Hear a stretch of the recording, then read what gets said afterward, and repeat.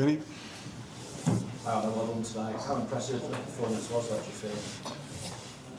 Impressive, because we played against an incredible side, team that's in an unbelievable run of form, only lost once, won all the other games.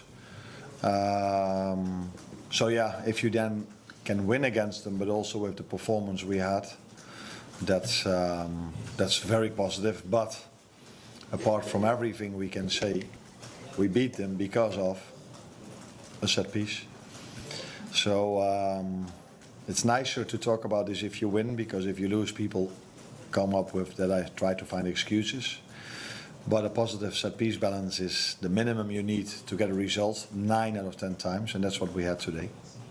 You also won because you kept a second clean sheet on the bounce, and arguably Conor Bradley set the tone defensively for the performance as well. Just wonder then how much of a corner you feel has been turned in this season, if you can talk in that way at this moment now. So let's be clear, we had a very bad run of form in terms of results.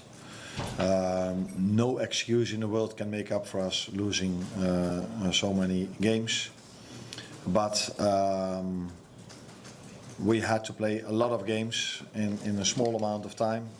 We have not hardly any rest in between when we then faced a team that had a lot of rest. Tonight we played against a team that played on Saturday as well, so the both of us had 2 days rest. Then it's helpful to play in a home game, because from the last 8 I think we played 6 away from home.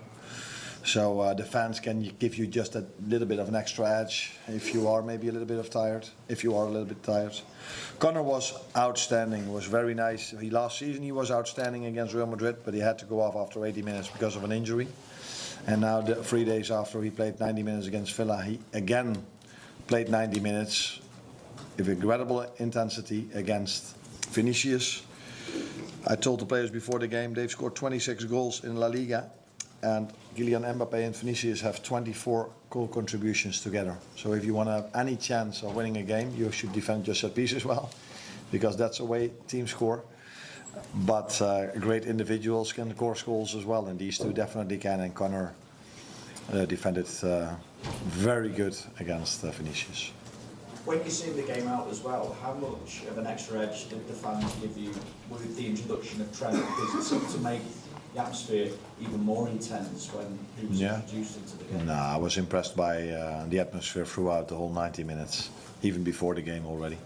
So I think the fans helped us over 90 minutes, and not only the time when Trent was on the pitch. Did you speak to Trent as well? Only short afterwards. I gave him a hug. I don't even exactly know what I said, but probably not a lot. But every time I will meet him, I will either give him a hug or talk to him, because he's been very special to me as a player and as a human being. Arne, Juan Diego for Passport in Spain. What have been English? What have been the common points? ¿Qué han sido los puntos en común en el partido de Aston Villa? Y what are the strengths of the team from these two performances that you want to build from them for future matches? The common points. I think both teams played quite similar against us. Maybe the difference was that everyone keeps saying they want a remote job, so I'm going to show you. Go to a low block, because Vinicius and Mbappé are, for so many reasons, incredible players, but their deep runs, timing of deep runs, their pace is next level. So don't give away any space in behind, and that's what our last line did very well tonight. So a very solid defensive performance in both games. But it also helps if you are not 1 goal down or 2 goals down, because if you're 1 or 2 goals down, you need to take extra risk. You need to force much more, and if you have to force and take extra risk, then you're sometimes a bit exposed on the other side as well. But in my opinion, in general, even the games we've lost, we have hardly conceded a chance, except for the set-piece goals, of course, we conceded. Hi, Arne. Alexis McAllister scored against Real Madrid last year as well, so I guess that's quite a nice habit to have. But also, do you feel that after the injuries he's had at the start of the season, he's now finally back to his best?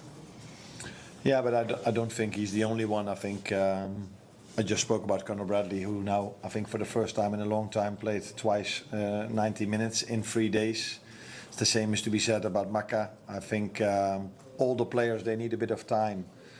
Sometimes to adjust to the Premier League, sometimes to adjust to the limited rest we've had. And then in other leagues, I think 15 to 20 games in almost any other league, if you are a big club, or easy wins.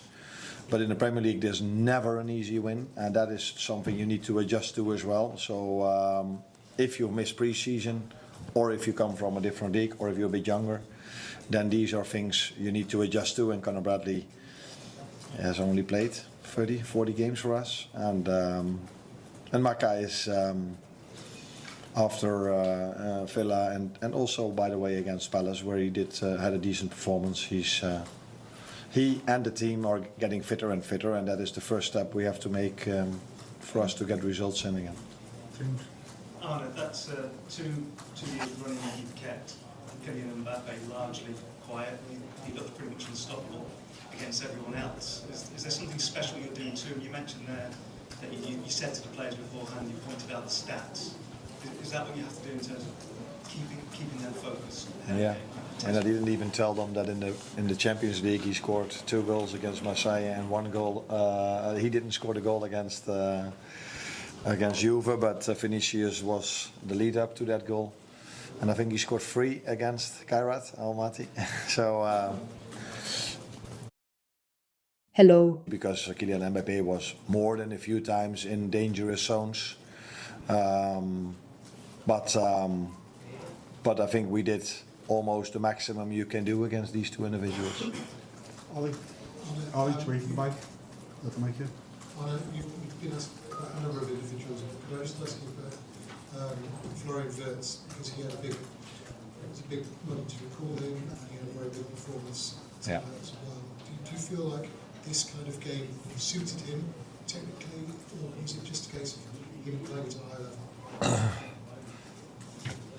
I've said it many times, and I can say it one more time, but it's all up to everyone else to have a different opinion or the same opinion as I have. But if you come from a different league and you have to play every 2 days, and there are so many away games need to be played against certain style of plays, you need to adapt to that.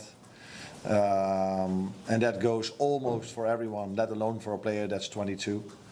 And I think he's working incredibly hard to adapt as soon as he can, and he's been so unlucky throughout his career here at Liverpool, because even today he created so many chances for the team, but the goal we scored, it wasn't an assist or a goal from him.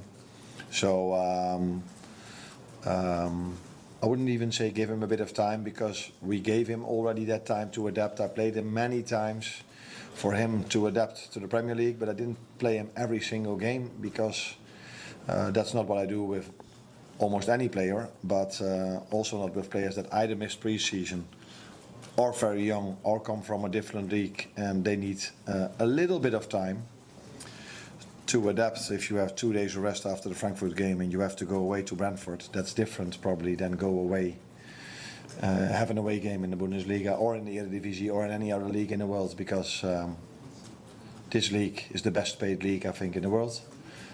Over 20 teams, so you can understand that so many great individuals and athletes are playing here, mainly from 25 to 30, and at some teams you'll also see 22-year-olds. Thank you. You're welcome.